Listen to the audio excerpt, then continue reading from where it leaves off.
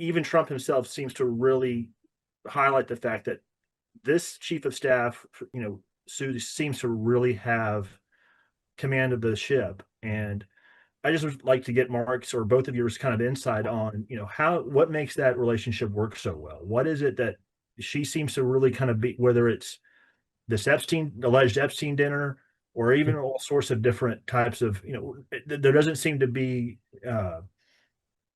a portfolio that she's not a key figure in. And this seems to be one of the few of relationships that really seems to kind of keep things humming.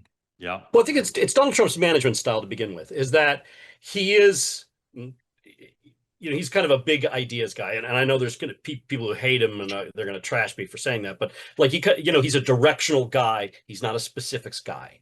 And he's a delegating guy, like, you do this. And he delegates big things to small groups of people. And once you've earned that trust, he does that. And Susie Wiles has done it. Question, how did she do it? I coined the phrase, the MAGA serenity prayer. Have you ever heard the serenity prayer of, God, give me the strength to accept the things I cannot change? One of the things that Susie Wiles knew she could not change is sort of the fundamental mercurial, impulsive aspects of Donald Trump. And she made sure to assemble a campaign team, which has now populated sort of the White House and the administration on the whole, that had sort of the intestinal fortitude, the intellectual ability to say, this guy's going to go up there and just say crazy things, and he's going to do crazy things. And you know what? It just is what it is. We're not going to leak to the media that, the boss is insane, which is what happened in the first term, the first administration. And we're going to keep executing on the big ideas and the directions that he wants to go. And so a lot of her success and his appreciation of that success, and therefore the continued success, is just sort of building that team that's able to just do that. When, for instance, Liberation Day, when the tariffs were proposed by Trump, and the stock market just, shit the bed, and the bond market was terrible, and the dollar was crashing in value. And you talk to them, and I mean, I could hear a little more nervousness in their tone, but the upper levels of that operation were like, you know what, this will pass. And like, we have been down before, and things are going to be fine.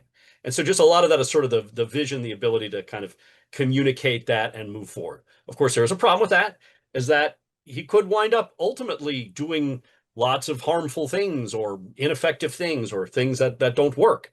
And they might be so accustomed to surviving these challenges that they might not tack enough into the wind and, to use that sailboat analogy of before, wind up perhaps foundering on the reef. So far, that's not happening. But I think that kind of best exemplifies or kind of explains why he trusts her and why they're able to do what they're able to do so far.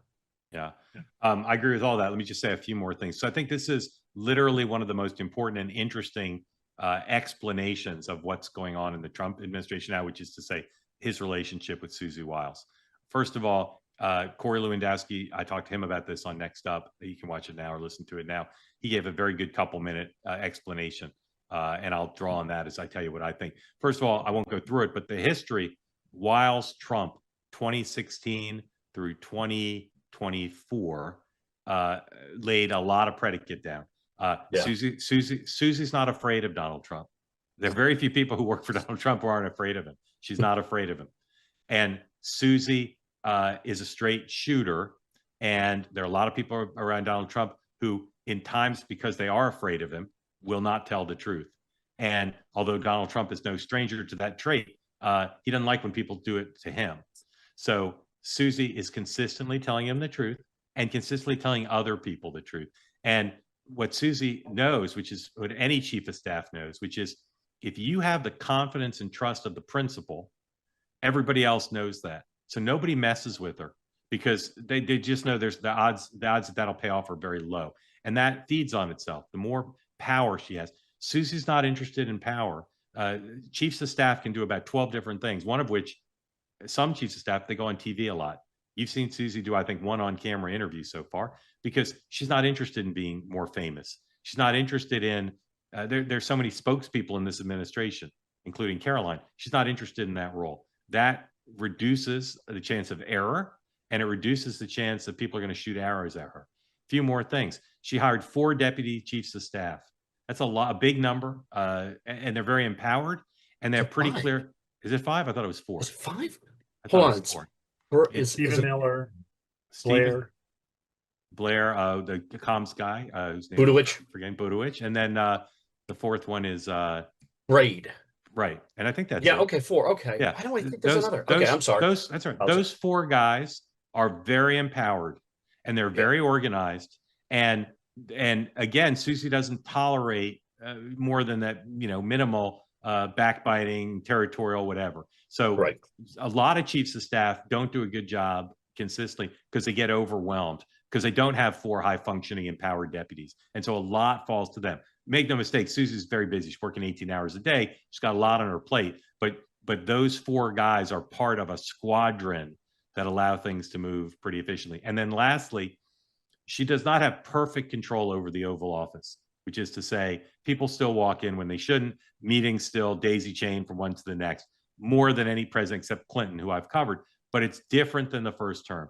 And there's incredible stories, which again, if I ever get around to doing a book, there's incredible stories of Susie conspiring with other people to get the right people in the Oval, including misdirection to get people who she doesn't want in the meeting to not be around. So the meeting happens before they can get there or after they've been set off to do something else. So it's an extraordinarily, for a Trump operation, extremely well run. And even though Trump likes chaos, and even though Trump likes to create, team of rivals and scorpions in a bottle, my indications from folks who've talked to him about it is he appreciates the upside. And one way that was demonstrated to him was during the campaign. Susie ran a very tight campaign, and he saw the benefits of that. And there were people around him who said, you're doing better in this campaign than you would be if you were running it in your normal shambolic manner. And by the way, Corey Lewandowski almost came in to do some shambolicness during the campaign, right? Yeah. So I could go on, as could Mark, but that's as good an outline as you're going to get, I think, anywhere. And it is a super, super important story. Eric, thank you. Want more great clips like that? I've got an idea. Hit the subscribe button, be part of the Two-Way community, never miss a clip. And you can always watch our full episodes, join them live, go to twoway.tv.